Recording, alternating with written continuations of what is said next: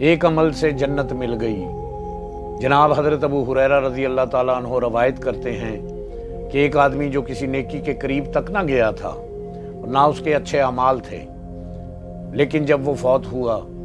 تو نبی کریم صلی اللہ علیہ وآلہ وسلم نے ارشاد فرمایا، کیا تمہیں معلوم ہے کہ اللہ رب العزت نے فلاں آدمی کو جنت میں داخل کر دیا ہے؟ لوگوں نے اس پر حیرت و تعجب کیا، اور ایک شخص اٹھ کر اس کی بیوی کے پاس گیا اور اس کے عمل کے بارے میں اس کی بیوی سے پوچھا، تو اس نے کہا اس کے عمل خیر تو نہ تھے، بجز ایک خوبی کے جو اس میں تھی،